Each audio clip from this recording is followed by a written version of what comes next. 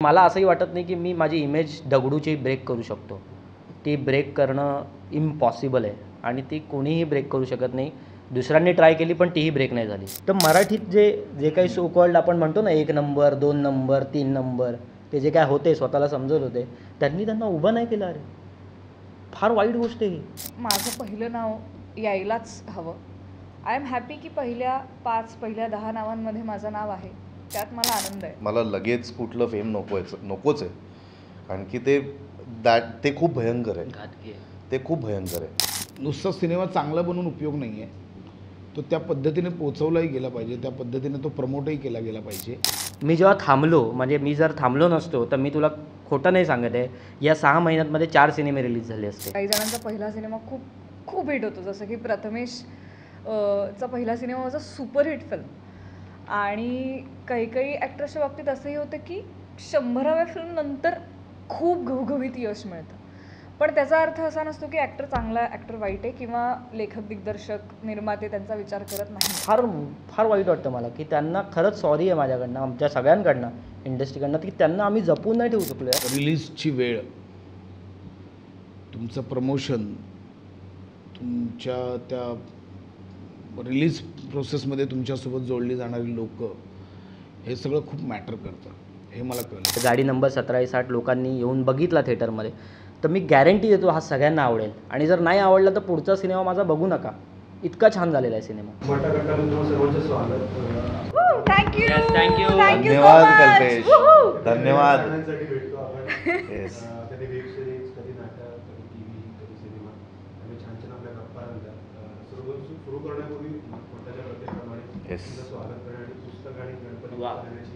विनंती करतो.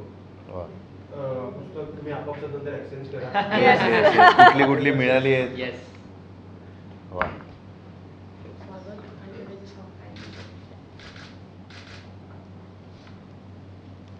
हे नाही मिळालं. वा वा. अरे वा, जारणच्या डिरेक्टरचा आहे काय? वा वा, भारी. शुभेच्छा. थँक्यू. त्याच्यावरच नाही केला ना नाही तो ती साईट नाही. मी त्याला याच्यावर करायला सांगतो आता. त्याला सांगतो याच्यावर कर. गणपती बाप्पा आम्हाला घे सगळ्यांना. माझ्याकडे ऑलरेडी 2 आहेत. थँक्यू. वा. कुठलं म्हणाले? पुस्तकं तुम्ही नंतर सक्सेस पार्टीला एक्सचेंज करा. अरे वा, वा, क्या बात है. ये स्वॅग. ये. हा स्वॅग आहे. तुला बरोबर थोडे पण आज इंग्लिश आपल्यासोबत गप्पा मारायला दिग्दर्शक नाही आहेत, पण मगाशी कळल्याप्रमाणे तुम्ही छान अभिनय करता दिग्दर्शकांचा. पहिला प्रश्न दिग्दर्शकांना आहे. तू टप्प्याटप्प्याने उत्तर द्यावं. 1760 हे जे काही प्रकरण आमच्या भेटीला प्रेक्षकांना दिसणार. मी जो ट्रेलर बघितला त्याला छान वेगवेगळे कलाकारांचे रंग त्याच्यात दिसत आहेत. वेगवेगळा जॉनर त्याच्यात दिसतोय. काही थोडीशी मिक्स्ट्री पण आहे बॅगीची म्हणा किंवा नेमकं काय त्या घरात घडलंय त्याबाबतची. तर नेमकं 1760 काय प्रकरण आहे दिग्दर्शकांनी सांगावं. दिग्दर्शक, अच्छा, योगीराजची ॲक्टिंग करणार. योगी सर प्लीज.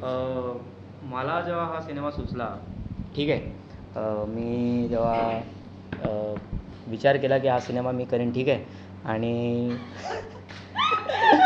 हा सिनेमा खूप वेगळा आहे. आणि मी काय फंबल होतं पॉलिटिक्शनमध्ये जेव्हा शशांक एका ह्याच्यात तो पॉलिटिक्सला म्हणाला पॉलिटिक्सला पॉलिटिकेशन असं काहीतरी म्हणाला तो. आणि तो नेहमी ठीक आहे म्हणतो, पण तो ठीक आहे म्हणून आमचा सिनेमा ठीक आहे असं मला वाटतं. तो अजूनपर्यंत जर ठीक आहे, एक सॉलिड आहे. आणि त्याचा जो से आहे सिनेमाला घेऊन तो अतिशय भारी आहे. म्हणजे आता आपण जर तू बघितलंस, आता नवीन डिरेक्टरची एक लाट येते, त्या लाटेमध्ये योगीराज गायकवाड म्हणून एक नाव ॲड होणार आहे का, ठीक आहे. कारण तो इतका त्याचा सिनेमावर कमांड आहे. म्हणजे इतके कॅरेक्टर्स घेऊन, मला कौतुक काय वाटतं या सिनेमाचं, इतके कॅरेक्टर्स घेऊन बऱ्याचदा सिनेमा नाटक व्हायची शक्यता असते. थोडंसं नाटकी होतं सिनेमा. कॅरेक्टर्स जे आहेत ते नाटक करायला लागतात किंवा ड्रामा करायला लागतात, खूप डायलॉग्स बोलायला लागतात. तर शेवटपर्यंत हा सिनेमा त्याचा स्वभाव सोडत नाही, तो सिनेमाच राहतो. आणि तो इम्पॅक्ट जो आहे, म्हणजे मी जेव्हा पहिल्यांदा सिनेमा ऐकला होता, मी ज्या कॅफेमध्ये ऐकला, मला असं वाटलं कॅफे फोडून टाकून, इतका चांगला सिनेमा आहे, खतरनाक सिनेमा. आणि मी त्याला सजेस्ट केलं, भाई तू ह्याच्यात काही चेंज करू नको, प्लीज ह्याच्यात काही चेंज करू नको, कारण इतक्या छोट्या छोट्या गोष्टी इतक्या छान पद्धतीने येतात. म्हणजे सिनेमात फक्त गाडी चालत येते ह्याची तुला मजा येते. म्हणजे मी कुठल्याही मराठी सिनेमात अजूनपर्यंत बघितलं नाही एक गाडी साधी चालत आली आणि त्याची मला मजा यायला लागली, कारण त्याच्या आधी जे घडलेलं आहे ते सॉलिड आहे. आणि त्याच्यानंतर जे बॅकग्राऊंड म्युझिक वाजते, ती गाडी 17-60 नंबरची गाडी जेव्हा चालत येते, तू मजा येते तुला, अरे भारी कडक. तर ते जे सिनेमाचं एक माध्यम म्हणून जो यूज आहे ना, तो योगीराजने कडक केलेला आहे. आणि मला असं वाटतं की बाकी सगळ्यांचीच कामं जी आहेत ती अप्रतिम झालेली आहेत. आणि ह्या सगळ्यांमुळे मला सटल काम करायला मिळालं. म्हणजे जे योगीला अपेक्षित होतं, योगीराजला अपेक्षित होतं की प्रथमेशला काहीतरी वेगळ्या रूपात आपण कोणीतरी विचार केला बाबा माझा की वेगळ्या रूपात प्रथमेशला आपण दाखवू, आणि त्याने तो मला चष्मा दिला. छान रायटर डिरेक्टर त्याने बनवलं. सो त्या चष्म्यानंतर मला एक वेगळी दृष्टी मिळाली त्या कॅरेक्टरकडे बघायची.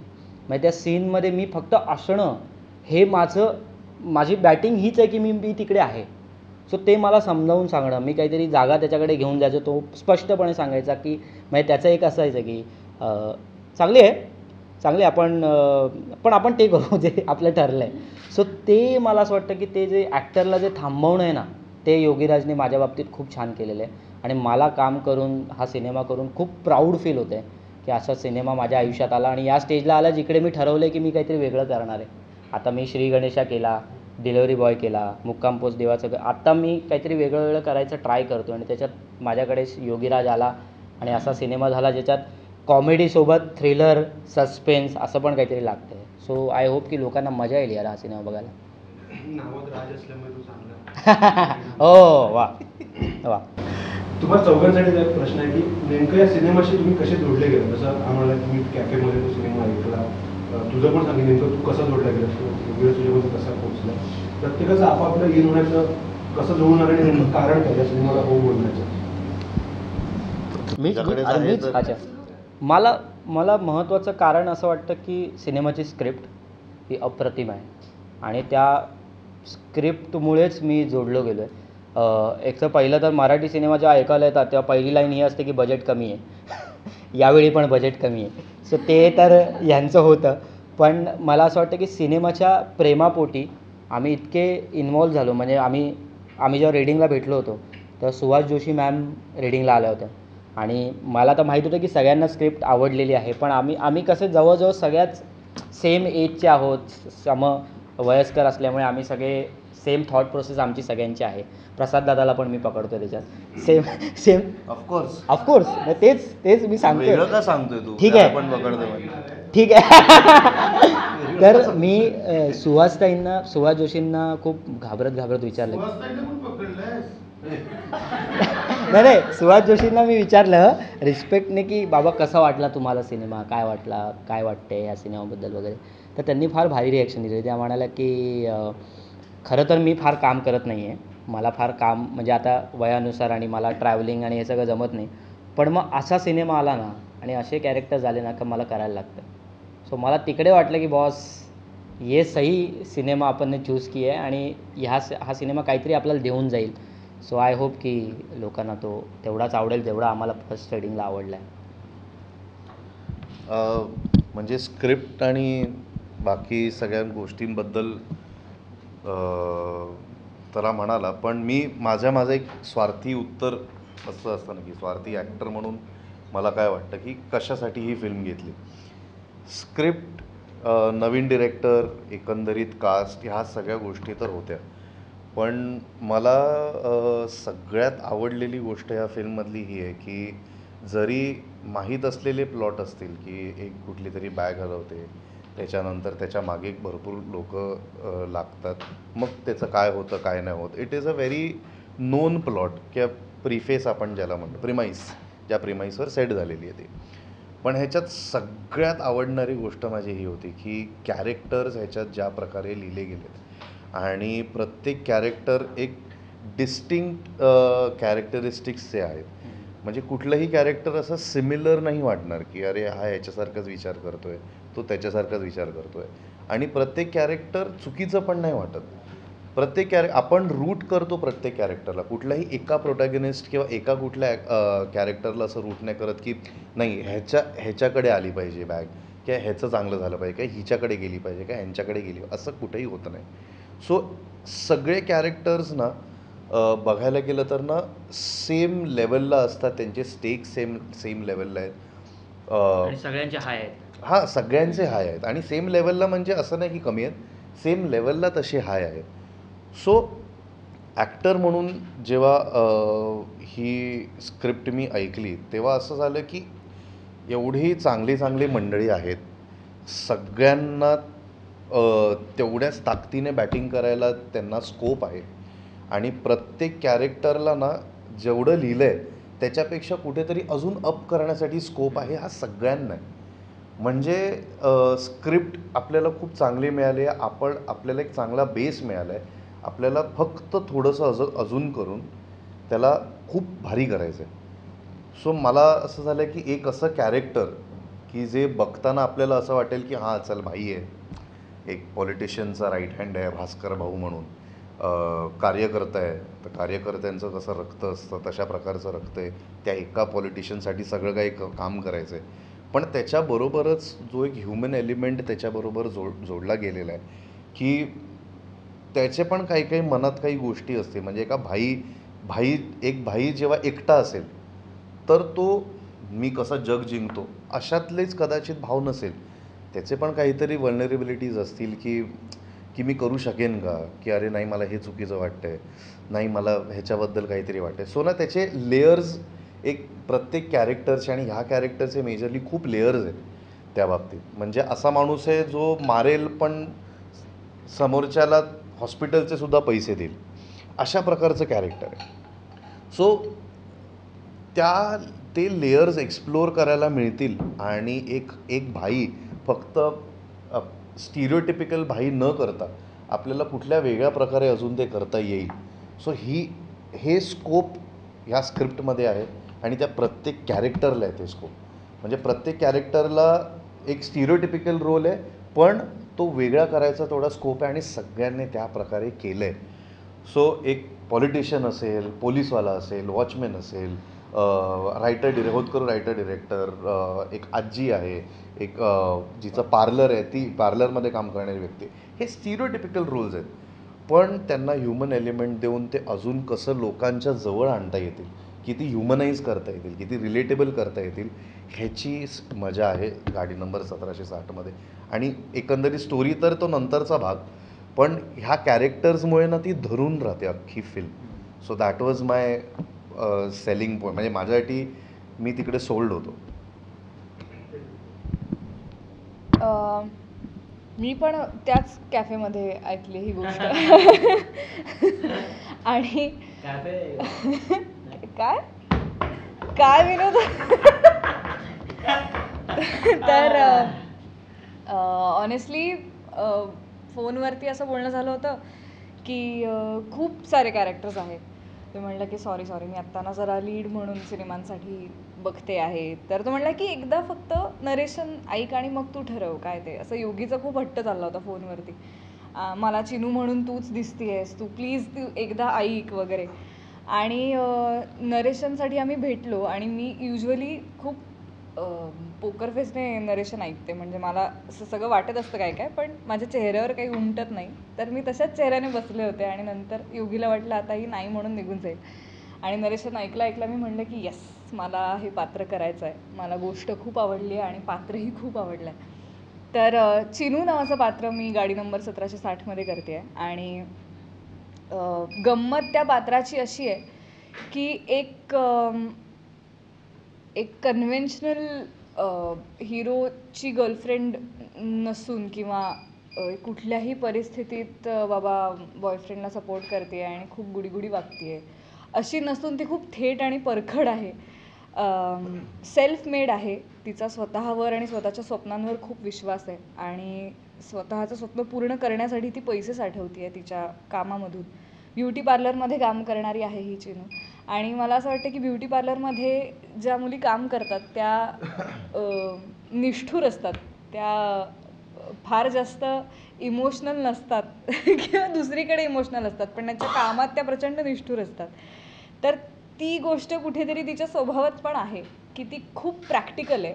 ती गोष्टींकडे फार प्रॅक्टिकल नजरेने बघते आणि त्याच पद्धतीने डील करते. जसं ती अभि या कॅरेक्टरशी डील करते, जे प्रथमेशचं कॅरेक्टर आहे. तिचं त्याच्यावर प्रेम आहे आणि ती त्याला पैसे पुरवत असते दर महिन्याला त्याच्या गरजेप्रमाणे. बट ती त्याला हेही खडसावते की बास, आता काही पैसे वगैरे मिळणार नाहीत, आता तू काम शोध. तर असं काहीतरी एक वेगळं आणि खूप खरं पात्र आहे हे चिनू. आणि त्याचबरोबर ती जितकी गोड आहे, इनोसंट आहे, तितकीच तिची ग्रे साईड पण या फिल्ममध्ये बाहेर येते. जेव्हा पैशांनी भरलेली बॅग आपल्याला मिळू शकते अशी शक्यता तिला आयुष्यात सापडते. सो त्यानंतर चिनू काय वेगवेगळं वागते हे सुद्धा खूप इंटरेस्टिंग लिहिलं योगीने. रॅदर जी 2 फिमेल पात्र लिहिली आहेत या सिनेमात, एक आजीचं पात्र आणि एक चिनूचं पात्र, ती दोन्ही खूप स्टिरियोटाइप्स मोडणारी पात्र आहेत. म्हणजे चिनू आहे, पण आजीचं पात्र तर त्याहून खतरनाक लिहिलं, की अशी एखादी आजी इमॅजिन करणं आणि ती ॲक्च्युली त्या फिल्ममध्ये प्लेस करणं आणि ती कन्व्हिन्स होणं ऑडियन्सला, ही खूप भारी गोष्ट आहे. तर मला योगीचं लेखक म्हणून पण खूप कौतुक करावंसं वाटतं या सिनेमाच्या निमित्ताने. त्यांनी फार छान पद्धतीने स्त्रियांच्या भूमिकांकडे पाहिलं असं म्हणू शकतो. बट थँक्स योगी, या निमित्ताने तू अशा भूमिका लिहिल्यास आणि त्यातली एक भूमिका मला करायला मिळाली.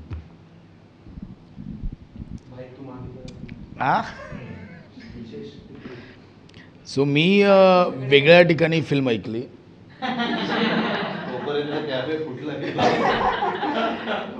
मी वेगळ्या ठिकाणी फिल्म ऐकली, योगीने मला फिल्म कॅफेमध्ये ऐकवली.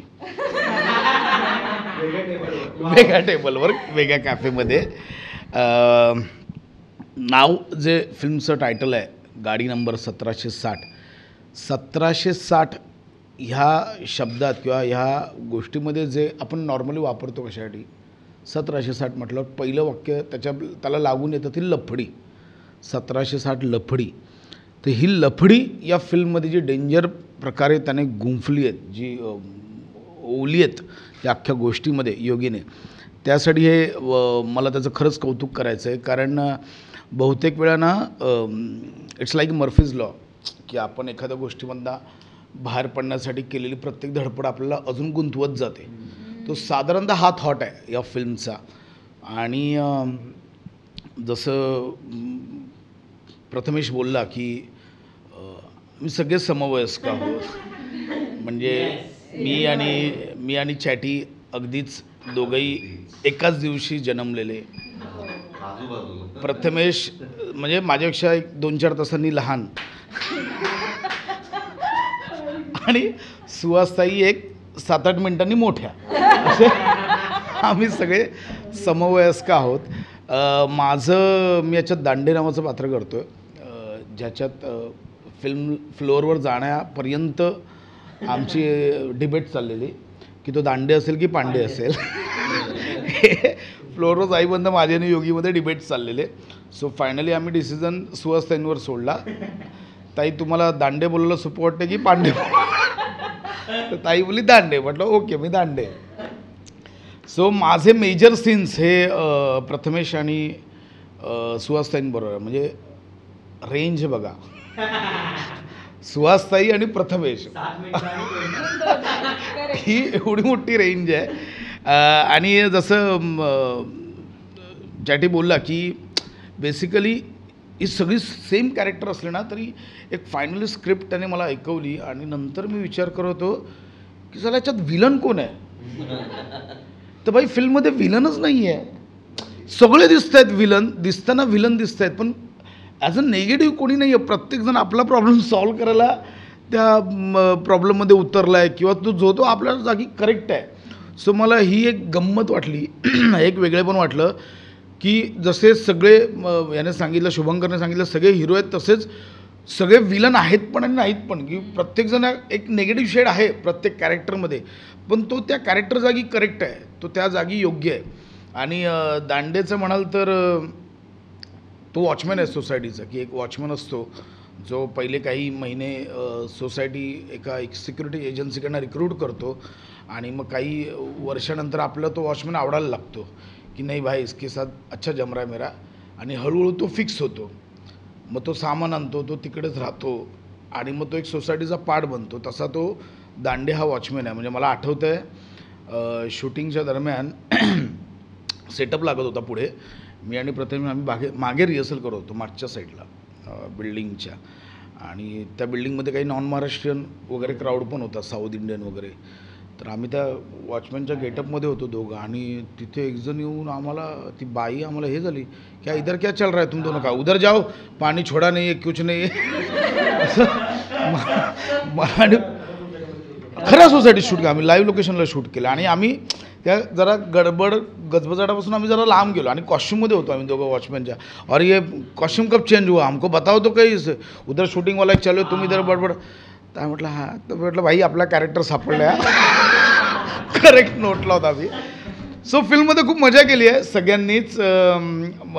सगळेच बोलले, पण मला खरंच खूप हेवा वाटला आहे त्या आजीच्या कॅरेक्टरचा, सुहासताईंच्या कॅरेक्टरचा. कारण आता आपण प्रत्येकजण इंटरव्ह्यूमध्ये बोलतोच आहे की मी वेगळं केलं आहे, मी आत्तापर्यंत हे. पण या फिल्ममध्ये खरोखर सुहासताई आणि प्रथमेश दोघांनी वेगळी कामं केली. कारण सुहासताईंना पण अशा कॅरेक्टरमध्ये कधी कोणी पाहिलं. अरे फायटिंग केली आहे भाई, काय कराल. सुहासताईंनी फाईट सिक्वेन्स केला आहे. हा आमचा USB आता, याच्यासाठी तर फिल्म बघाच बघा. सुहासताईंचा डेंजर फाईट सिक्वेन्स केला आहे. आणि इवन प्रथमेशने पण, म्हणजे त्यांनी त्याला सुरुवातीला सांगितलं की प्रथमेशचा ह्या कॅरेक्टरसाठी योगीने विचार केला. आणि प्रथमेशने त्या भूमिकेला पूर्ण न्याय दिला आहे. म्हणजे मी जास्त या दोघांबद्दल बोलतो आहे कारण माझे मेजर सीन्स या दोघांबरोबर आहेत. सो आणि योगीचं आणि प्रथमेशचं दोघांचं एक कौतुक यासाठी करेन की भाई आम्ही डिस्कस करायचो की काय वाटतं अजून काय करूया. की म्हणजे योगी पण यायचा की दादा तूही लेखक आहेस, काय वाटतं अजून असं करूया का, तसं करूया का. आणि he was open for all things. तो क्लिअर होता त्याला काय करायचं. मग मी त्याला 10 गोष्टी सांगितल्या, त्यातल्या ज्या 4 आवडायच्या तेवढ्याच घ्यायचा, तो 6 कट करायचा. पण ही एक चांगली गोष्ट आहे. एका चांगल्या प्रोजेक्ट बनवला जे टीमवर्क लागतं त्यासाठी एक महत्त्वाची गोष्ट आहे. आणि येस सगळ्यांनी मजा केली आम्ही. मग तू पण आता म्हणालास, प्रथमेश म्हणाला की वेगळं काम केलं आहे, वेगळं करण्याचा प्रयत्न केला, तर वेगळं चौकटीचा भाग केला. इमेज ब्रेक करणं तुमच्यासाठी त्या टप्प्याला किती आता महत्त्वाचं तुम्हाला वाटतं आहे. मग परत प्रथमेशची एक वेगळी इमेज आहे आता त्याच्या सिनेमाची, तुझी वेगळी इमेज आहे, तुमच्या दोघांची एक माझ्या चित्रमध्ये वेगळी इमेज क्रिएट झाली. तर अशा टप्प्याला काम करताना आता आपण आमची इमेज ब्रेक करायची आहे, ही गरज का वाटते. आणि तसं करण्यासाठी आजूबाजूने तितका सपोर्ट मिळतो का. कारण समोर जो मेकर असतो दिग्दर्शक होतो त्याला काय करतात, त्यांना एक तुमच्यातली गोष्ट पाहिजे असेल की त्याला त्याच्या प्रोजेक्टमध्ये टाकलं, तिकडून त्याला ऑडियन्स ग्रॅप करता येईल. प्रत्येकाचा आपापला एक ऑडियन्स आहे त्या पूर्वीच्या इमेजचा. तर तुम्ही कसं ते बॅलन्स करताय. मी तेच सांगतो कल्पेश की इमेज ब्रेक करण्याचा प्रयत्न करण्यापेक्षा ना मला असं वाटतं आहे की हे सगळे कलाकार आहोत आणि अभिनेत्याला हे सगळं जमलं पाहिजे. म्हणजे चार्ली चॅप्लिन जेवढं हसवायचे ना तेवढं ते इमोशनल सिक्वेन्सला त्यांनी रडवलं पण आहे रे आर्टिस्टमध्ये वगैरे. सो आत्ता येस माझा प्लस पॉईंट काय किंवा आता प्रियाचा प्लस पॉईंट आम्ही तो शो करतो आहे हास्य जत्रेचा. सो आम्ही विनोद करू शकतो किंवा आम्हाला तो चांगला जमतो असं आम्हाला वाटतं आहे. परंतु सिरियस कामही तेवढंच येतं आहे. म्हणजे ह्याआधी ज्यांनी एकांकिका पाहिल्यात, आमच्या नाटकं पाहिली आहेत किंवा आता नम्रता संभेरावचं उदाहरण घेतलं तर नम्रताने नाचगा गुमामध्ये at such comedy mad comedy काही केली नाही आहेत. उलट तिचे इमोशनल सिक्वेन्स लोकांना जास्त आवडले आहेत नाचगा गुमामधले. सो दॅट इमेज ब्रेक करणं म्हणजे मला स्वतःला खूप आवडतं वेगवेगळी कामं करायला. मी ते जाणून बुजून करत नाही. म्हणजे उद्या मॅड कॉमेडी असली आणि तसंच कॉमेडी स्क्रिप्ट असलं तर मी ते करेनच, नो डाऊट करेन. परंतु येस याच्यात जसं सुहासताईंचा फाईट सिक्वेन्स आहे तसा माझा एक फाईट सिक्वेन्स आहे. माझ्याही कॅरेक्टरला नंतर एक नेगेटिव्ह शेड येत जाते. सो मला ते खूप इंटरेस्टिंग वाटलं की येस मला योगीने हा विचार केला की नाही प्रसाद दादा फक्त कॉमेडीज करतो तर कॉमेडीज देऊया अशातला भाग नाही. आणि ह्या फिल्ममध्ये मला असं वाटतं कॉमेडी हा प्रकार आर्टिस्टने केला नाही आहे, तो ॲज सच सिच्युएशन्सने केला आहे की ज्या सिच्युएशन्स ज्या पद्धतीने घडत जातात आपण सिच्युएशनल कॉमेडी म्हणतो त्या प्रकारचा हा एक अख्ख्या संपूर्ण फिल्मवर तो प्रवास करतो आहे की सिच्युएशनल कॉमेडी. मला वेगळे एफर्ट्स नाही घ्यावे लागलेत की बाबा काहीतरी टवाली एक शाब्दिक कॉमेडी करूया किंवा काही स्लॅपस्टिक कॉमेडी करूया किंवा पंचेस काढूया. त्याची आम्हाला कुठेच गरज वाटली नाही. त्या सिच्युएशनसाठी एक्सप्रेशन्स त्या सिच्युएशनला काय गरजेचं आहेत त्याच्यातनं जो आपोआप विनोद निर्मिती होत होती. पण मुद्दाम असं आज आपण इमेज ब्रेक करूया असं मी तरी आजपर्यंत केलं नाही आहे. पण माझा विचार तशी लोकं करत आहेत ते मला बरं वाटलं. आणि ही फिल्म का घेतली तर मगाचं एक उदाहरण राहिलं द्यायचं की गेलं वर्षभर ना काही फिल्म्स सोडल्या होत्या बिकॉज ऑफ मला माझ्या फिल्म्सच्या पोस्ट प्रोडक्शनमध्ये जरा कॉन्सन्ट्रेट करायचं होतं. सो मला आत्ता तो फ्रेशनेस या फिल्मने दिला आहे की ॲज अन ॲक्टर म्हणून मी जरा माझ्या रायटर डिरेक्टरच्या कोशातनं बाहेर पडून पुन्हा एक ॲक्टर म्हणून काम करायला लागलो आहे. की मी माझ्याकडे एक ठरवून घेतलं की एक 5-6 महिने मला या प्रोजेक्टला द्यायच्या आहेत माझ्या फिल्मच्या. सो त्यानंतर इमिजिएटली मी एक बरीच कामं सोडली त्या दरम्यान फिल्मची ॲज अन ॲक्टर. पण योगीच त्या दरम्यानच आलं आणि येस मजा आली त्याची. नाही, मी पण असा काही इमेज ब्रेकिंगचा विचार नाही केला हा सिनेमा घेताना. मुळात आत्ता एवढंच वाटतं की वेगवेगळ्या पात्रांमार्फत लोकांसमोर येत राहावं सिनेमाच्या माध्यमातून. आणि ते पात्र जितकं काहीतरी चॅलेंजिंग काम डिमांड करताय, जितकं काहीतरी वेगळेपण दाखवायला भाग पाडतंय तेवढं माझ्यासाठी चांगलं आहे. सो एवढंच एक कारण होतं. इमेज ॲज अन असं काही नाही. मला तर वाटतच नाही की माझी अजूनपर्यंत कुठली अशी इमेज अशी झालेली आहे की जी मला ब्रेक करावी लागेल. कारण की प्रत्येक वेळेला म्हणजे मी ज्या कुठल्या फिल्म्स केल्या किंवा वेब सिरीज असतील किंवा काही, तर एक वेगळ्या प्रकारचे कॅरेक्टर्स, वेगळ्या म्हणजे जॉनर कदाचित ते सिमिलर असेल. कारण की मराठीत आपण मेजरली बघतो जर कुठेतरी एक कॉमेडी एलिमेंट किंवा एक रिलेटेबल एलिमेंट वाटलं तर आपल्याला ते जास्त कनेक्ट होतं. सो मी तरी माझे कॅरेक्टर्स ट्राय करतो की किती रिलेटेबल करता येते.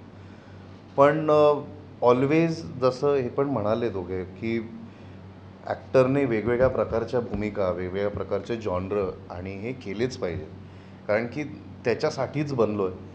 सो आत्तापर्यंत मी जेवढी कामं केली त्याच्यात तर मला असं कुठेही जाणवलं नाही की मला कुठे वाटलं नाही की मला एकाच प्रकारच्या फिल्मसाठी विचारलं जातं आहे.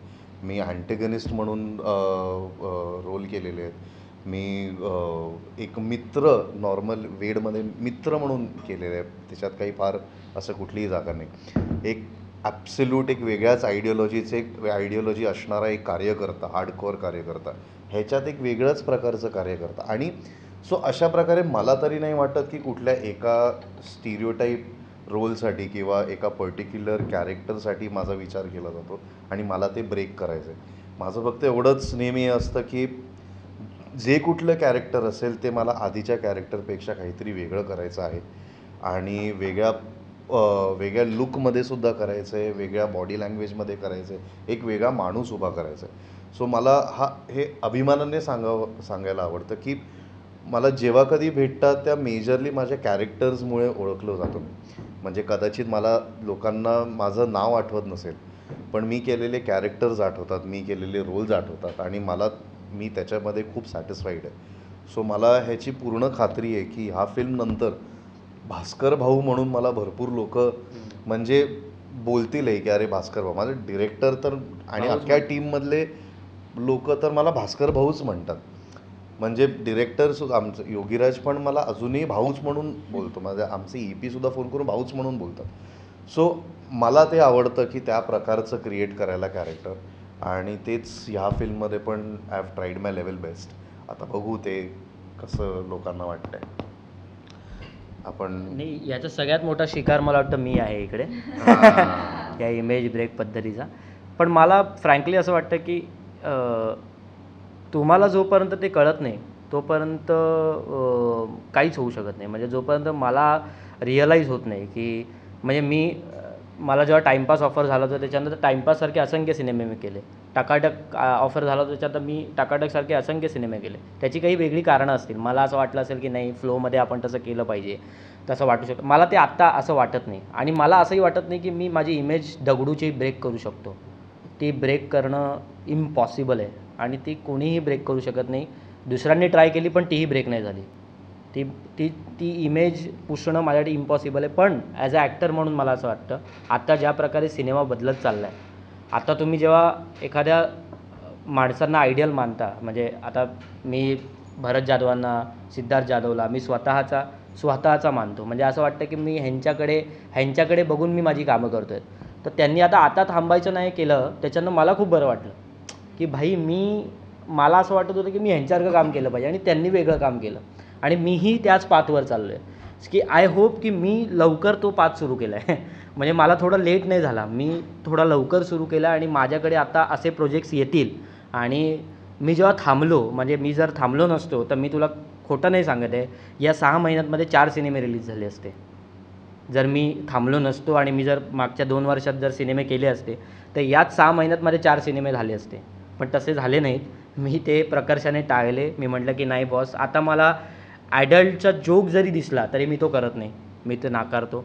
मला दगडूसारखी इमेज दिसली मी ते नाकारतो. कारण मी ते आता ठरवलेलं आहे की आता परत ते नको. कारण काय होतं, बऱ्याच गोष्टी कंपेअर होतात आणि ते परत अचीव करणं सगळ्या मेकर्सना पॉसिबल नाही आहे. टकाटक परत करणं, टाईमपास परत करणं, बालक पालक परत करणं हे पॉसिबल नाही आहे. जसं 1760 परत करणं हे कोणी दुसऱ्याला पॉसिबल नाही आहे, तसंच आहे. मला असं वाटतं की ॲज अ ॲक्टर म्हणून तुम्ही एक काम करा, ते बाजूला ठेवा, पुढचं काम शोधा. कदाचित 2 वर्षानंतर तुम्हाला असं वाटेल की नाही, आता मी दगडूसारखी भूमिका केली पाहिजे, आता मला टकाटकसारखा सिनेमा केला पाहिजे जो चांगला असेल, तर मी तेव्हा कदाचित तो सिनेमा करीन. पण आत्ता मी असं ठरवलं की आपण काहीतरी वेगळं करावं, जे माझं कॅरेक्टर पण डिफाईन करेल आणि सिनेमा म्हणून पण वेगळा असेल. कारण बऱ्याचदा काय होतं, सिनेमा तोच असतो, तुम्ही किती वेगळं केलं तरी सिनेमाला हे सेमच टेकिंग आहे, सेमच गोष्टी आहेत, मग आम्ही का बघायला जाऊ, असं लोकांना प्रश्न पडू शकतो. कारण लोक इतकं आता बघतात OTTला की आता 17/60चा ट्रेलर आल्यानंतर पहिलं कौतुक कोणाचं झालं असेल तर सिनेमॅटोग्राफीचं, की किती भारी आहे, वेगळं दिसतंय, वेगळं होतंय. तर तशी काहीतरी टीम, तुझं झालंय की तू ही वेगळी भूमिका हां म्हणजे तेच आहे ना, ते मला असं ते बाय प्रोडक्ट आहे. म्हणजे ते चांगलं असेल तर माझं काम रजिस्टर होईल. आता मी किती वेगळं काम केलं तरी लोकांना जर सिनेमा म्हणून नाही आवडला तर मग माझ्या वेगळ्या कामाची काही व्हॅल्यूज नाही आहे. सो सिनेमा पण चांगला असावा आणि माझं कॅरेक्टरही वेगळं असावं, असं माझं एक बॅलन्स करणं चाललं आहे. त्याच्यात पैशांचं बॅलन्स करणं चाललं आहे. सो सगळं बॅलन्सिंग आहे. आय होप की मी हे खूप वर्ष असंच करत राहीन आणि वेगवेगळे सिनेमे. आणि मी अजून एक सांगतो की हा जो सिनेमा आहे, हा जर सिनेमा लोक येऊन म्हणजे गाडी नंबर 17/60 लोकांनी येऊन बघितला थिएटरमध्ये तर मी गॅरंटी देतो हा सगळ्यांना आवडेल. आणि जर नाही आवडला तर पुढचा सिनेमा माझा बघू नका, इतका छान झालेला आहे सिनेमा. प्लीज हा सिनेमा बघा आणि या सिनेमाला खूप प्रेम द्या. असं आपल्याला आपलं काहीतरी करता यावं, आपल्याला आपली गोष्ट सांगता यावी, आपल्याला जसं अपेक्षित आहे तशा गोष्टी कराव्या. या हेतून एक हाय खर्च डिपॉझिटची भूमी बनवण्यात तर तो प्रोजेक्ट करताना ती कलाकृती बनवणं तुला नेमकं काय शिकायला मिळालं, नेमकं काय घडलं त्या प्रोजेक्टबाबत, before the production, during the production आणि आफ्टर द प्रोडक्शन? मी चिकी चिकी बुबुम बुम नंतर एक गोष्ट नक्कीच शिकलो की सिनेमा आपण चांगला बनवतो पण तो तेवढा चांगल्या प्रकारे पोचवणं गरजेचं आहे.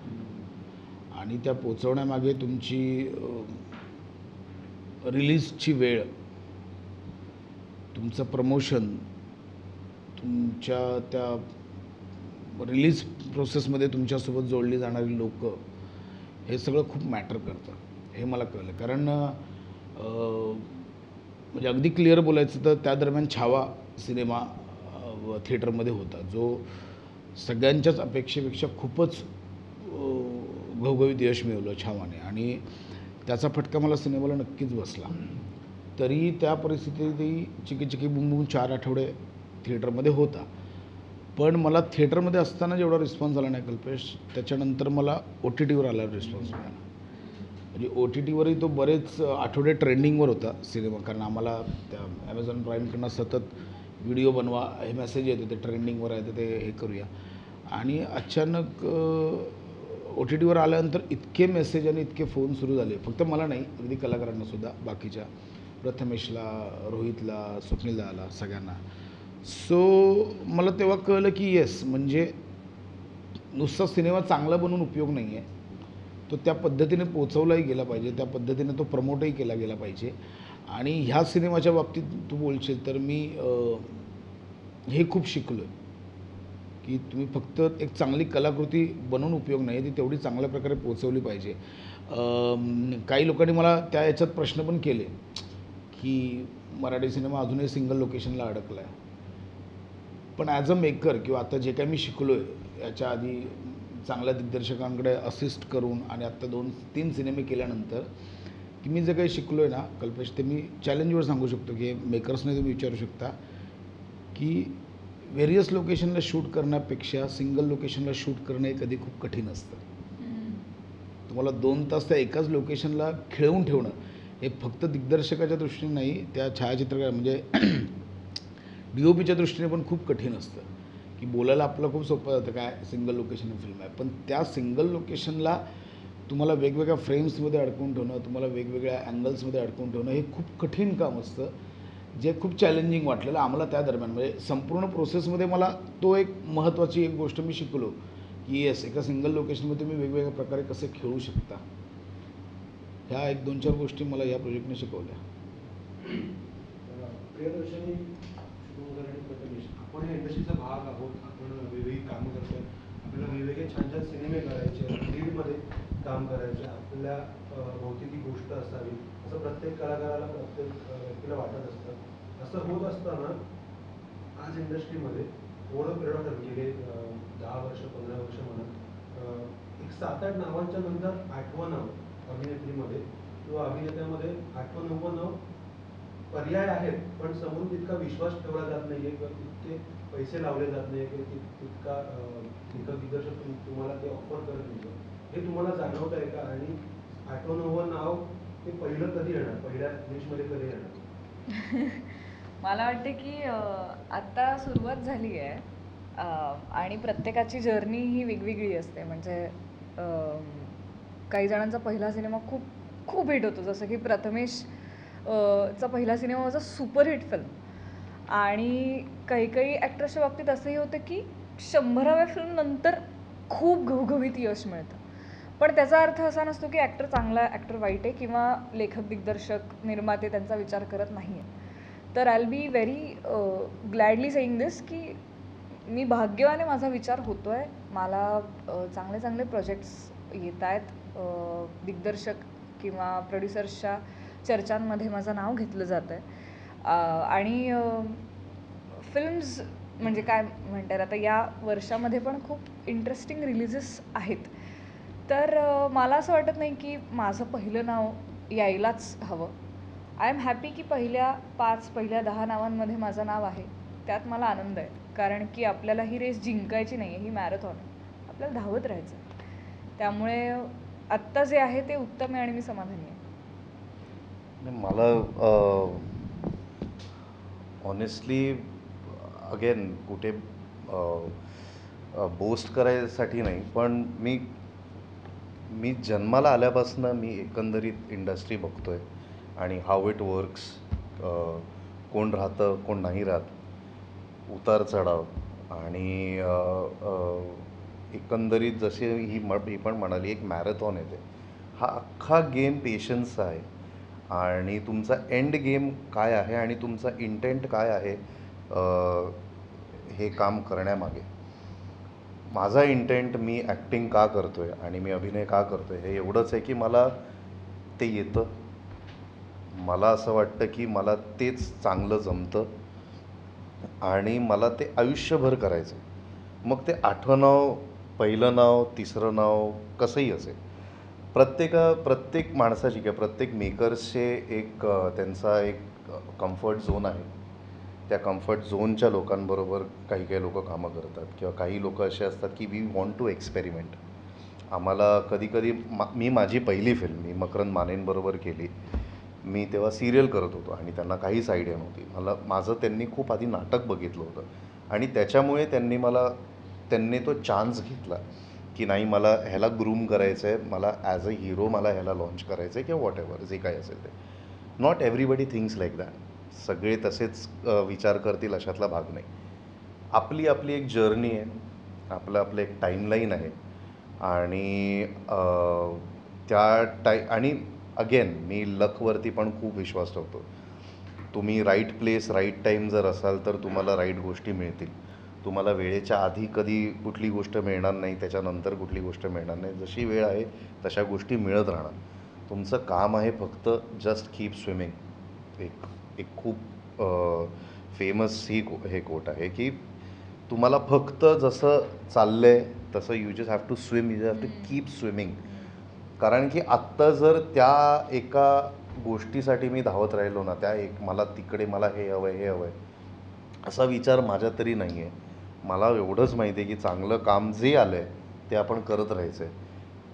कोणाच्या डोक्यात कारण की ना ह्याला काही फॉर्म्युला नाही आहे, अख्ख्या इंडस्ट्रीला कुठला फॉर्म्युला नाही आहे की मला एवढे टक्के मिळाले मला हे काम मिळणारच आहे, किंवा माझ्या एवढ्या फिल्मने एवढे पैसे कमवले मला उद्या लीड म्हणून घेणारच आहे, किंवा उद्या माझ्या नावावरती एवढं होणारच आहे. असं कोणी लिहून नाही देऊ शकत, कुठलाही फॉर्म्युला नाही आहे.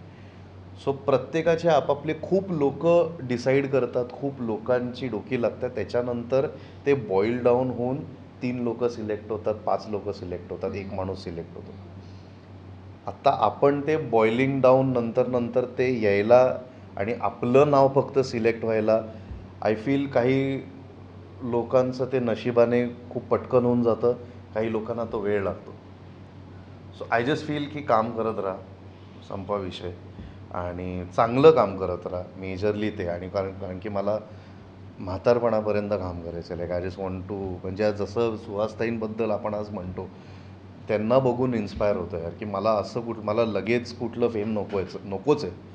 कारण की ते खूप भयंकर आहे, घातकी आहे. ते खूप भयंकर आहे.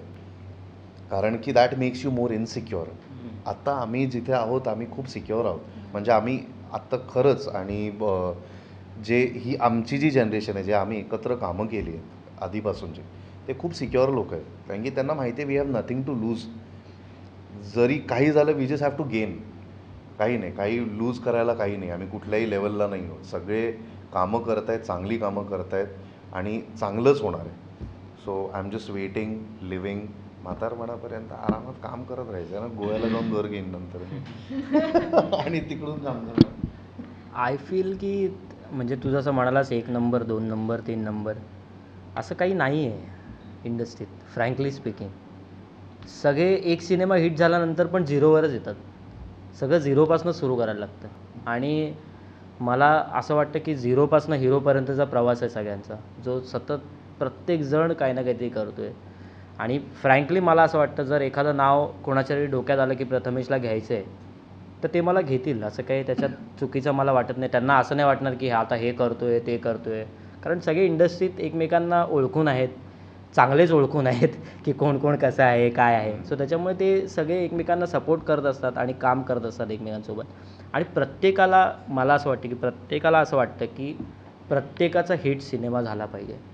ते कितीही बॅक बिचिंग करत असले, कितीही मागून काहीही बोलत असले, तरी एक सिनेमा जेव्हा चालतो ना बॉस, तेव्हा खूप भारी वाटतं. म्हणजे मला आता थांबायचं नाही. एप्रिल मे, जारण हे सिनेमे गुलकंद हे चालल्यानंतर मला इतकं भारी वाटलं. दाभाडेनंतर मी अमेय वाघला मेसेज केला की भाई तेरा सिनेमा चला, मेरे को बहुत अच्छा लगा. मला खूप आवडलं की तुझं असं काहीतरी काम चाललं, आणि इतक्या वेगळ्या प्रकारचं काम. काय विषय होता तो, किती कठीण विषय होता. सो मला फार भारी वाटतं. आणि मला असं वाटतं की प्रत्येकाला तसंच वाटावं.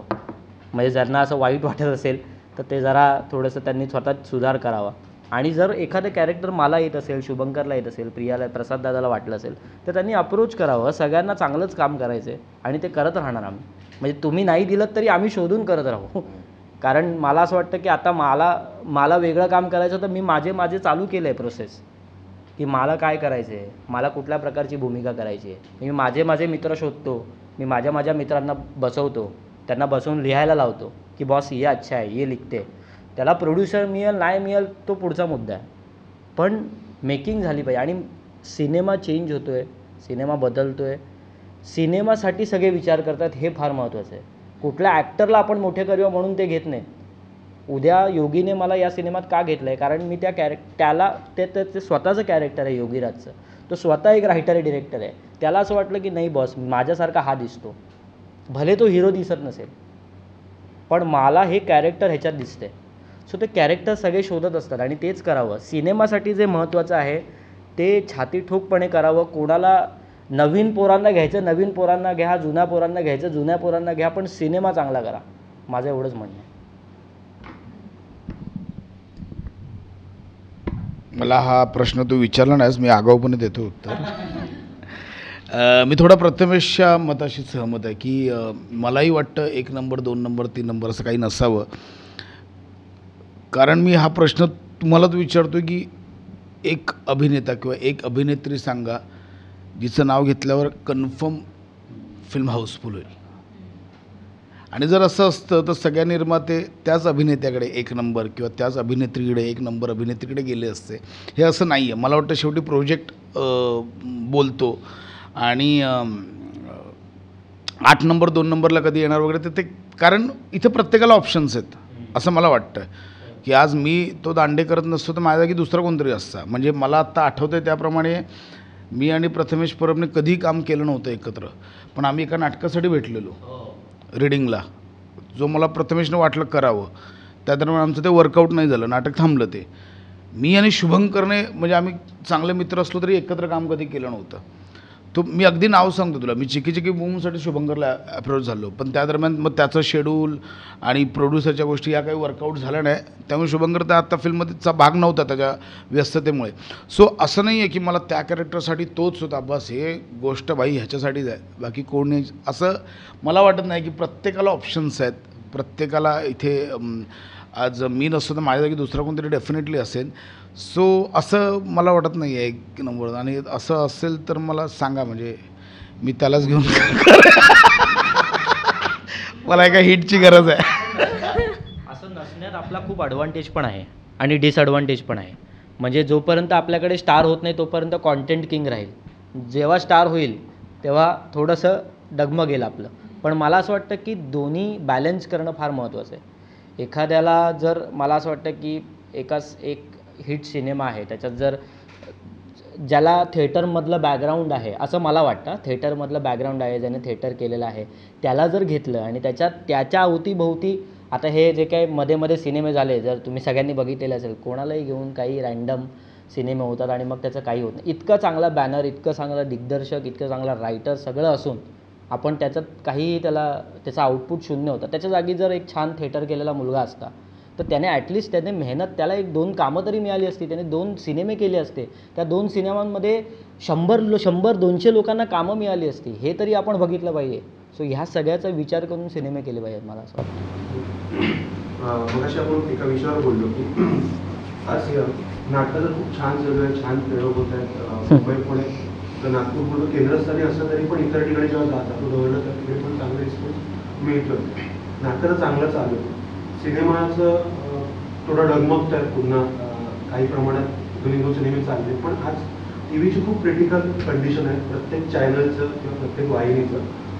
अशा काळामध्ये नवीन प्रत्येकाकडे संधी आहेतच कलाकार म्हणून पुन्हा एकदा रिफ्रेश होण्यासाठी ऑडियन्ससमोर जाताना. अशा स्टेजला तुम्हाला टी व्हीमध्ये काम करावं असं वाटतंय डेली सोपमध्ये खास करून की नाही वाटत आहे? काय तुमच्या दोघांचं सगळ्यांचं मत? मला हे खरंच असं वाटतं की आत्ता खूप कमी असे ॲक्टर्स आहेत ज्यांच्याकडे ते प्रिव्हिलेज आणि ती लक्झरी आहे हे बोलायला की मी ह्याच्यात काम नाही करणार, का मी ह्याच्यातच फक्त करणार. आज मी जेव्हा डिसाईड करतो की नाही, मी फक्त फिल्म करणार, मी फक्त OTT करणार आणि मी नाटक करणार, मी टेलिव्हिजन नाही करणार, तर भरपूर ॲक्टर्स माझ्याकडे कौतुकाने बघतात की अरे यार, तुझ्याकडे हे प्रिव्हिलेज आहे, तुझ्याकडे ही लक्झरी आहे, ह्याच्याबद्दल खूप भारी वाटते. पण भरपूर लोकांकडे ती नसते. आणि आज ज्या प्रकारचं टेलिव्हिजन किंवा एकंदरीत आपलं कॉन्टेंट ज्या प्रकारचा झालं आहे ना, फार कमी ॲक्टर्सकडे ती लक्झरी राहिली आहे. इवन विथ फिल्म निवडण्यामध्ये सुद्धा. आता जसं आपण मी थोडं वेगळं जातो आहे, बट ते कनेक्टेड आहे. जेव्हा आपण इमेज ब्रेकिंगबद्दल बोलतो ना, ती इमेजच कशी क्रिएट झाली,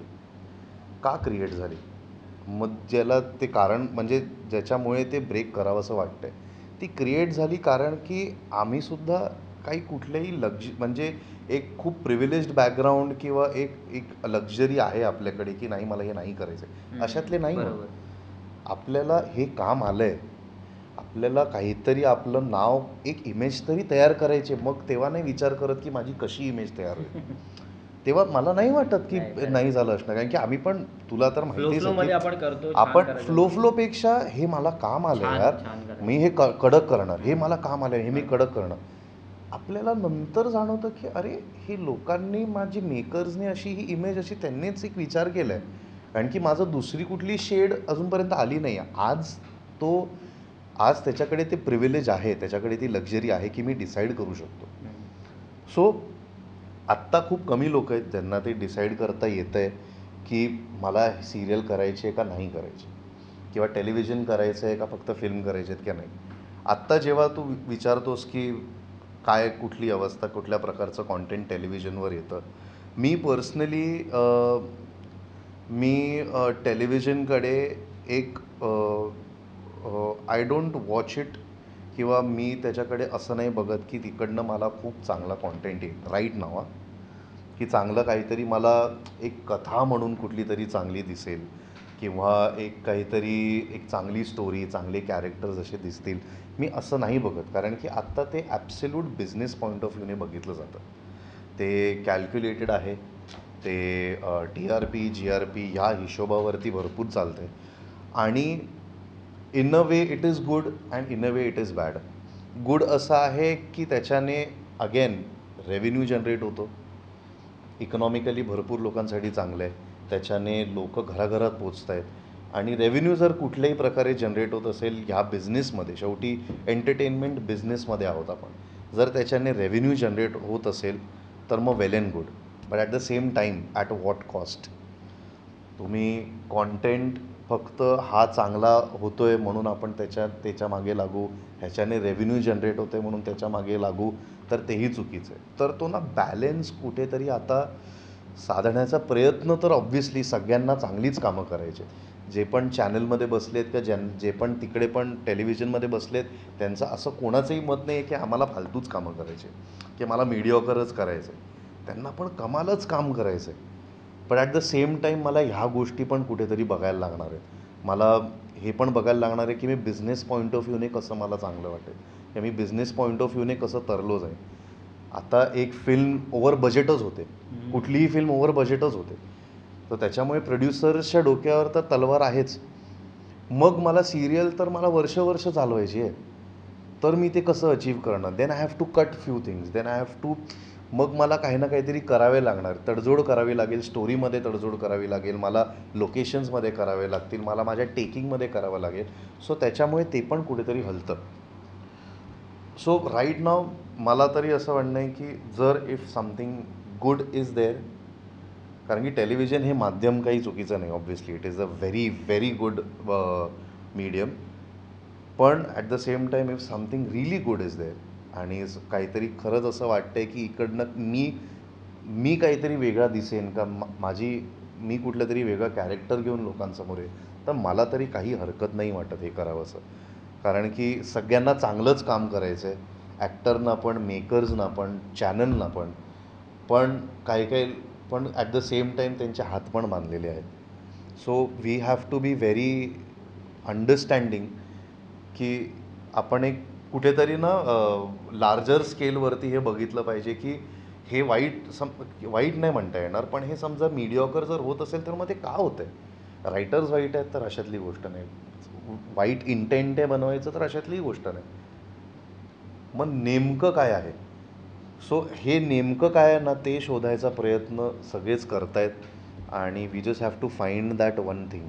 त्याची ही प्रोसेस आहे अख्खी, ते एवढ्यात होणार अशातली गोष्ट नाही आहे.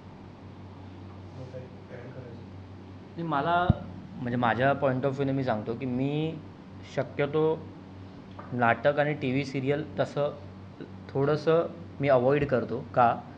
कारण एक तर ते खूप हेक्टिक असतं आणि ॲक्टर म्हणून ते खूप एक्झॉस्टिंग असतं. म्हणजे मी आता ह्यांना सगळ्यांना काम करताना बघतो किंवा मीही नाटक केलेलं आहे, मी TV सिरियल केलेली नाही आहे.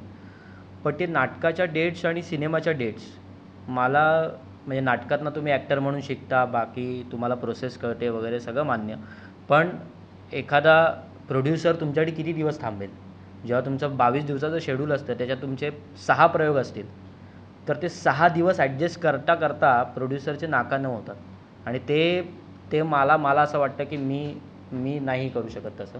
आणि एखादा सिनेमा जर तुमचा 25 दिवस 30 दिवस शूट होतो, त्याच्यातले 6 दिवस मी जर ॲज अ प्रोड्युसर म्हणून बघितलं, 6 दिवस कोणतरी चांगला रोल करणारा, मोठा रोल करणारा माणूस 6 दिवस माझ्या सेटवर नाही आहे, तर मी करू काय? मला अख्खं युनिट कुठेतरी बाहेर ठेवायला लागणार आहे. सो मी या पॉईंट ऑफ व्ह्यूने बघतो. आणि जर मला काही चांगलं आलं तर मला नक्की करायला आवडेल, पण मी शक्यतो ह्या 2 माध्यमांपासून मी थोडासा लांब आहे. मी सिरीज आणि सिनेमांमध्ये थोडा जास्त ॲक्टर म्हणून पण रुळतो, कारण मला माहीत नाही, मला या माध्यमांचं जास्त अट्रॅक्शन आहे. मला असं वाटतं की या माध्यमांमध्ये मराठी कमी पडते आणि त्या माध्यमांमध्ये आपण काहीतरी केलं पाहिजे आणि त्याच्यात जर आपण काहीतरी अचीव करू शकलो तर आपल्याला खूप जास्त सॅटिस्फॅक्शन मिळेल. कारण मला असं वाटतं की कॅमेरा जेव्हा ॲक्शन म्हणतात तेव्हा माझ्यातला मी हा खूप सॉलिड भारी असतो आणि तो मला खूप आवडतो.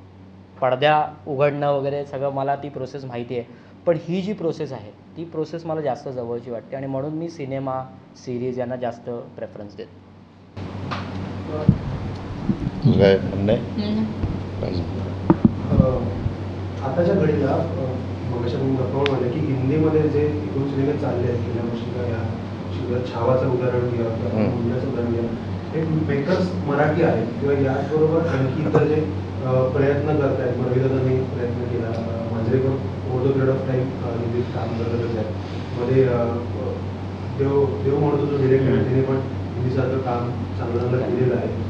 ही चांगले डिरेक्टर सगळे काम करतात, pan India Marathi cinema Marathi गोष्टी घेऊन जाण्याचा प्रयत्न करतात. अशा दिग्दर्शकांना तुम्ही सगळ्यांनी काय सांगू इच्छिता की मराठी आर्टिस्ट, मराठी कलाकार, सई, सोनाली, अमृता छान तिकडे आपलं रिप्रेझेंटेटिव्ह करतच आहेत त्या टप्प्याला, पण त्या सगळ्या मेकर्सना काय सांगायचं तुम्हाला? का? कारण साऊथचे जे काही 4 लँग्वेज आहेत त्यांचं ॲक्सेप्टन्स नॉर्थमध्ये किंवा पॅन इंडिया जितका गेल्या 4 वर्षात वाढला आहे तितका मराठीचा रिस्पॉन्स वाढलेला नाही आहे पॅन इंडियामध्ये. तर ते होण्यासाठी, ते झालं तर आपल्या व्यवसायासाठी चांगलंच आहे. तर तसा विचार तुम्ही करता का एक इंडस्ट्रीचा भाग म्हणून, एक पॅन इंडिया होण्याच्या दृष्टीने? मला एक फार भारी म्हणजे लक्ष्मण उत्तेकर जे आहेत छावाचे डिरेक्टर, ते लालबागच्या राणीचे डिरेक्टर होते. त्यांना आमच्या सगळ्यांच्या वतीने सॉरी म्हणायचं मला, कारण ते जेव्हा मराठीत आले होते तेव्हा त्यांच्या सिनेमासाठी झगडावं लागलं त्यांना. मी बघितलं आहे त्यांचं फ्रस्ट्रेशन.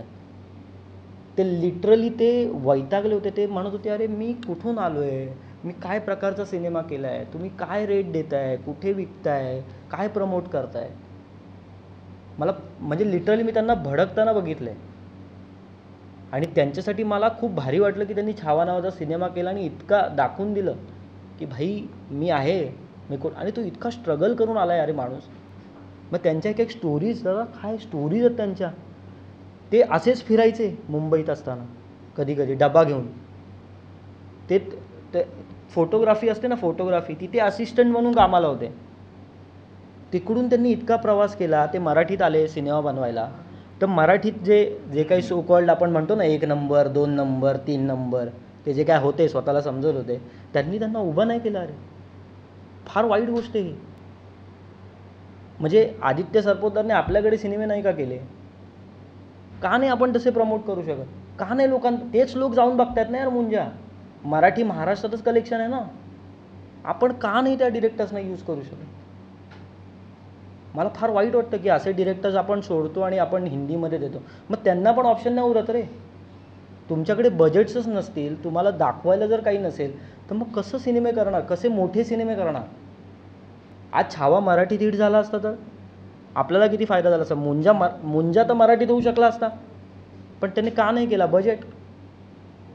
शेवटी जर मराठीत बजेट त्याने केलं ना यार, झुंबिली नावाचा सिनेमा केला ना त्याने, केला का आपण त्याला रिस्पॉन्स एवढा? बघितलं का लोकांनी? लोक गेले पाहिजेत यार. लोक अशा डिरेक्टर्सना आपण आपल्या हातातनं सुटतात असे डिरेक्टर्स. मला तरी असं वाटतं आता ते परत मराठीत कधी काम करतील किंवा ते आता ॲज अ प्रोड्युसर म्हणून काम करतील, पण त्याच्यात पण ते काय करतील, लिमिटेड बजेट ठेवतील, एवढंच ठेवतील, तेवढंच ठेवतील, हे सगळं करतील. पण ते डिरेक्टर्स आपण जपले पाहिजेत. आपण हे रायटर्स, डिरेक्टर्स जे हिंदीत जातात ते आपण ह्या मोठ्या माणसांनी जपले पाहिजे. सगळ्यांना कळलं पाहिजे की ही मोठी माणसं आहेत, ह्यांना आपल्याकडे आपल्या झोळीत ठेवलं पाहिजे. आता साऊथवाले बघ ना कसे त्यांना सगळ्यांना जपून ठेवतात यार. आज OTTमध्ये सगळे सिनेमे साऊथचेच चालले, सगळे लोक तेच बघतात. एव्हरेज सिनेमे पण मी बघतोय रे, का तर इतकं प्रमोशन होतं त्याचं. ये सिनेमा बहुत अच्छा है, ये देखो, ये ट्विस्ट दृश्यम से अच्छा है. आपण यार आपल्या मेकर्सनं सांभाळू शकत नाही. फार फार वाईट वाटतं मला की त्यांना खरंच सॉरी आहे माझ्याकडनं, आमच्या सगळ्यांकडनं, इंडस्ट्रीकडनं, की त्यांना आम्ही जपून नाही ठेवू शकलो यार. त्यांना अजूनही मराठी सिनेमा करायचा की नाही, मग 2 करोडमध्येच करू, मग 2.5 करोड, मग 3, मग जास्तीत जास्त 7. अरे का ते इतके मोठे मेकर्स झालेत यार, घ्या ना त्यांना मराठीत करायला सांगा, मराठी सिनेमा लावा पैसे यार, तरच होणार. कन्नड सिनेमामध्ये तो हा आला होता आपला KGF, तेव्हा कोणी विचार केला होता का तो एवढा मोठा होईल? तो हा आला कांतारा, तेव्हा कोणी विचार केला होता का? केले ना लोकांनी यार, करणार लोक. बट असं पाहिजे, बॅकिंग पाहिजे लोकांना, तरच होईल. नाहीतर हे मेकर्स इथे थोडं स्ट्रगल करणार मराठी में कुछ. म्हणजे एक माझा खूप आवडता रायटर आहे जो मराठीत होता, तो तर आता म्हणतो, मी त्याला म्हणतो अरे काही मराठीत असेल तर सांग ना, तो मराठीत बजेटच नसतं रे, मग कसं सांगू. तो आता हिंदी लिहितो, त्याचं चाललं आहे आपलं घर. कळलं, कंटाळा होतो रे एका पॉईंटनंतर. तू किती मराठी आणि आपलं मराठी भाषा आणि मराठी हे किती करणार.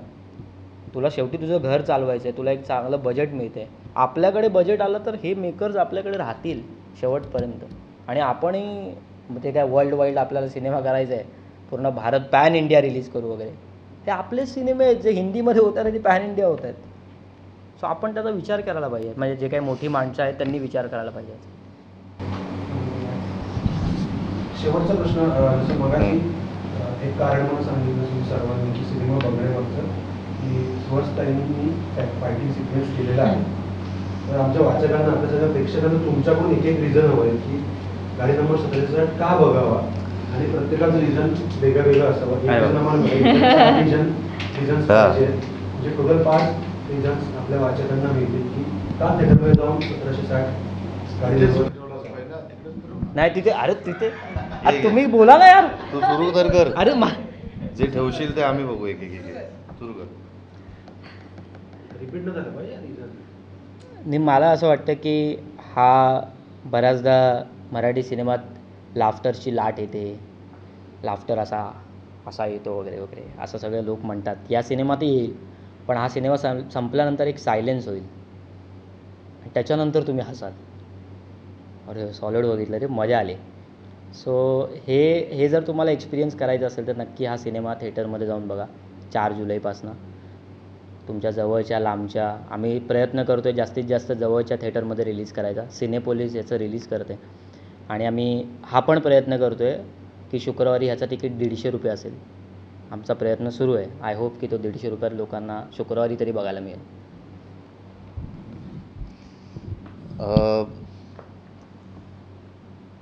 मला तरी माझ्यासाठी जी सगळ्यात आवडती गोष्ट आहे ह्या फिल्ममधली, ती म्हणजे ह्याची पात्र आणि ह्याचे जे कॅरेक्टर्स आहेत, ज्यांच्यावरती माझं प्रचंड प्रेम आहे प्रत्येक कॅरेक्टर्सवरती, आणि त्या प्रत्येक कॅरेक्टर्सवर प्रेक्षकांचंसुद्धा तेवढंच प्रेम होणार आहे.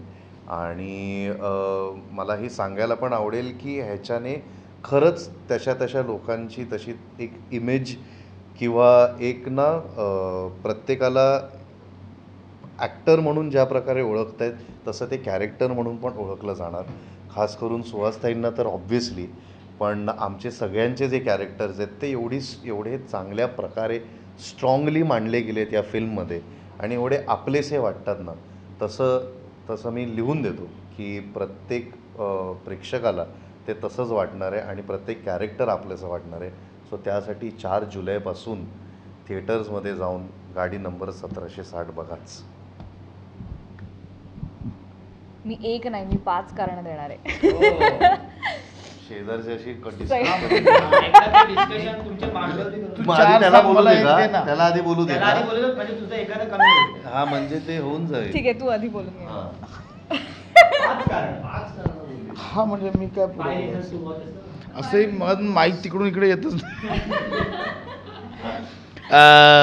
हा सिनेमा बघा, यातल्या कलाकारांसाठी प्रथमेश परब, शुभंकर तावडे, प्रियदर्शनी इंदलकर, प्रसाद खांडेकर, शशांक शेंडे, श्रीकांत यादव असे एक मातब्बर कलाकारांची, म्हणजे मी स्वतःला नाही मातब्बर बोलत आहे, जनरली म्हणजे सगळ्यांनी, आणि प्रत्येकाने पुन्हा एकदा तेच की दर सिनेमाला आपण सांगतो तसं की पण खरंच वेगळं काम केलेलं आहे प्रत्येकाने.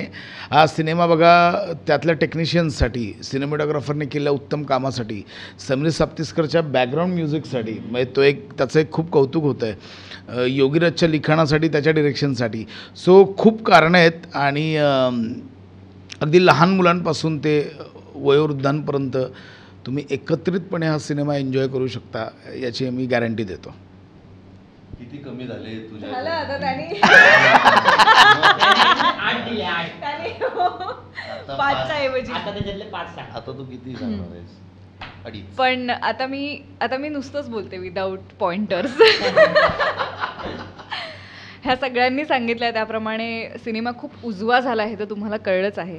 बट आय एम शुअर की हा सिनेमा तुम्हाला अजिबात डिसअपॉइंट करणार नाही. या सिनेमाच्या सगळ्या बाजू या उत्तम झाल्यात आणि खरोखरच खूप चांगला सिनेमा झाला आहे. तर आता फक्त आम्ही तुमची वाट बघतोय, तुमच्या प्रतिसादाची वाट बघतोय. आणि हा सिनेमा बघितल्यावर तुम्ही आम्हाला 1760 कारणं सांगाल की हा सिनेमा तुम्हाला का आवडला आहे. सो 4 जुलैपासून गाडी नंबर 1760 तुमच्या जवळच्या चित्रपटगृहांमध्ये. खूप खूप शुभेच्छा सिनेमाला. आणि जसं प्रथमेश मला मगाशी म्हणाला की आपण सुरुवातीला निवडाकडे जवळच्या थिएटरमध्ये आपण प्रयत्न करतो. Yes. तर जारणचं अमृता म्हणाले की 1 थिएटरपासून ते 6 पट झाले आमचे शूज. आपलं पण 6 पट हवं आहे. आणि 1760 थिएटरमध्ये सिनेमा Yes. आठवड्यात 14 आठवड्यात Yes. पोहोचला. Absolutely. थँक्यू पुन्हा नवीन एका सिनेमासाठी पुन्हा भेटू. Thank you so much. Thank you so much.